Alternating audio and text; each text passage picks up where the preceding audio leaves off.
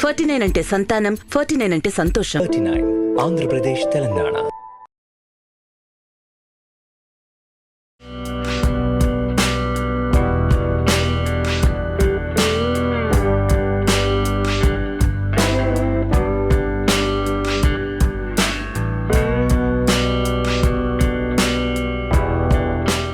Welcome to Suman TV.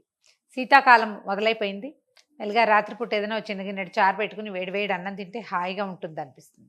అయితే మనం రకరకాల చారులు పులుసులు చేసాం, మసాలా చారు చేసాము, రకరకాలు నిలవ పెట్టుకునే చారు కూడా చేసాం కదా. సింపుల్ చారు, మా విద్యకి దీన్ని ముడి చారు అంటుంది.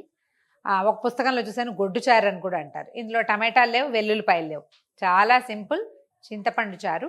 మిరియాలు మరి కాసిన వేసుకుంటే మిరియాల చారుగా చాలా బాగుంటుంది.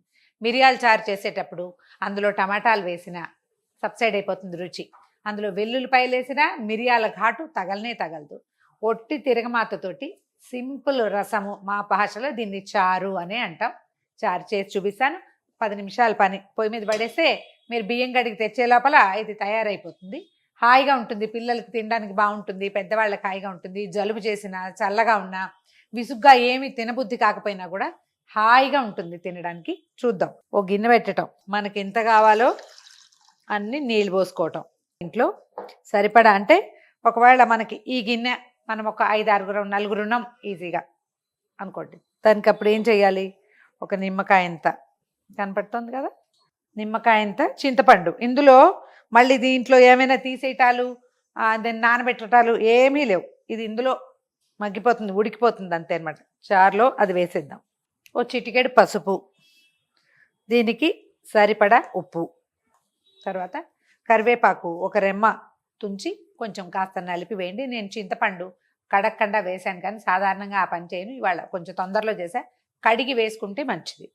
కాస్తంత కరివేపాకు వేసి దీన్ని నిదానంగా తెరలనిద్దాం. ఈ 2 పొంగులు 1 పొంగు అట్లా పైకి వచ్చేసరికి అప్పుడు మనం చారు పొడి వేసుకోవచ్చు. చారు పొడి వీడియో మన వీడియోస్లో ఉంది, మన ఛానల్లో చూడండి. లేదా సింపుల్గా చెప్తాను. ఒక 4 స్పూన్ల కందిపప్పు, ఒక 7-8 స్పూన్ల ధనియాలు, ఓ 2 స్పూన్ల మిరియాలు, 2 స్పూన్ల జీలకర్ర. వీటిని పచ్చిగానే గ్రైండ్ చేసి పెట్టుకుంటే చారు పొడి మంచి వాసన వస్తుందండి. మన మిక్సీ జార్ బాగుంటే కనుక ఇట్లా మెత్తగా వస్తుంది, లేకపోతే కొంచెం బరగ్గా ఉంటుంది. ఎలా ఉన్నా కూడా చారు చాలా బాగుంటుంది. ఇది మిరియాల చారుగా చేయబోతున్నాం కాబట్టి ఈ పొడిలో ఉన్నవి కాకుండా ఎక్స్ట్రా ఇంకొక 10 మిరియాలు దంచి వేసేద్దాం. ఇందులో మనం ఇప్పుడే వేయక్కర్లేదు, కొంచెం కాగినాక వేయచ్చు. చారు తెరులుతోంది చూడండి. ఇప్పుడు ఏం చేద్దామంటే ఓ 2 స్పూన్ల చారు పొడి వేసేద్దాం. మనం అప్పటికప్పుడు కూడా కొట్టుకోవచ్చండి. ఇది మేము మిక్సీలో గ్రైండ్ చేసాం. రోట్లో కనుక ఒక దంచితే ఆ బరక భలే రుచిగా ఉంటుంది. తర్వాత ఇంకొక 10 మిరియాలు, అందులో మామూలుగా లెక్క ప్రకారం వేస్తాం కదా, ఇది కొంచెం ఘాటుగా ఉండాలి కదా. ఓ 10 మిరియాలు బరకగా దంచాను చూడండి, అది కూడా వేసేస్తాం. బ్రహ్మాండమైన వాసన వస్తుందండి. ఒక 5 నిమిషాల్లోనే అయిపోతుంది దీని సంగతి. కానీ మన చారుపొడి మిరియాల పొడి వేసాక కొద్దిగా ఇంకొక 2-3 నిమిషాల పాటు తెరలనిద్దాం దీన్ని. ఓ 2 రెమ్మల కొత్తిమీర వేసేద్దాం. ఇందులో కొత్తిమీరని దింపెక్క కాకుండా వేడి మీద వేస్తే దీంట్లో ఏమైనా పురుగని అనలేం, కానీ దాని తాలూకు అవశేషాలు ఏమైనా ఉంటే అవి కాల్లో కలిసిపోతాయి. దించి పక్కన పెడదాం. చూడండి, దాని మొహమే అందంగా ఉంది. ఇందులో కారం గీరం నథింగ్ డూయింగ్ అండి. మనం మిరియాలు వేసాం కదా. ఈ పోపులో ఒక ఎండుమిర్చి వేస్తాం అంతే. ఒకవేళ ఇంట్లో చిన్నపిల్లలున్నా, శీతాకాలం కదా పెదిమలు పగులుతాయి, మనం ఎండుమిర్చి కనుక ఈ చారు తాలింపులు అయితే నీళ్ళల్లో పడంగానే లిప్స్ మండిపోతాయి కొంతమందికి, గమనించండి. చిన్నపిల్లలు కూడా మంట నేడుస్తారు. మిరియాలు అంత మండవు, కానీ ఎండుమిర్చి కనుక పడిందా పెదిమలు మండుతాయి. ఓ చిన్న స్పూన్ నెయ్యి వేద్దాము. చారు పోపులు ఎప్పుడు నేతితో పెట్టుకుంటేనే బాగుంటాయండి.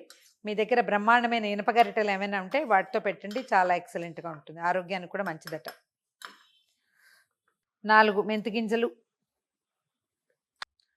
ఓ 25-30 అనుకోండి, సుమారుగా చెప్తాను. 2 చిటికల ఆవాలు,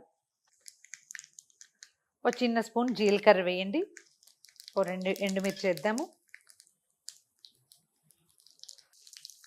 ఇంగువ తప్పనిసరి చారు పోపులకి. దీన్ని చారు గిన్నెలోకి వేసేద్దాం. ఒకవేళ ఇనప గరిటె అయితే దాన్ని అలా ముంచితే ఈ వేడి చింతపండు నీళ్ళల్లోకి ఇనప గరిట మునిగితే ఐరన్ వస్తుందట బాడీకి. ఎందుకనో పాతకాలం పెద్దవాళ్ళంతా అలాగే చేసేవాళ్ళని, గరిట ముంచితేనే అది చుయ్యమనాలి అనేసరికల్లా ఇందులో ఉన్న కొంత ఐరన్ కంటెంట్ ఎంత చాలా మైక్రోగ్రామ్స్లో కానీ డెఫినెట్గా చింతపండు నీళ్ళు కదా అందుకని. ఇదిగోండి ఘుమఘుమలాడే మిరియాల చారు రెడీ. ఇందులో మీరు వెల్లుల్లిపాయలు వేసినప్పటికీ వేయనప్పటికీ డిఫరెన్స్ చూడండి. టమాటా వేస్తే ఒక రుచి, వేయకపోతే ఒక రుచి. ఈ రుచి చూడండి, టమాటాలు అక్కర్లా, మనం ఏం వెతుకోకర్లా, కరివేపాకు కొత్తిమీర ఏదో ఒకటి ఉన్నా కూడా చాలు. చారు పొడి మాత్రం ఉంటే చాలా బాగుంటుంది. ట్రై చేసి చూడండి.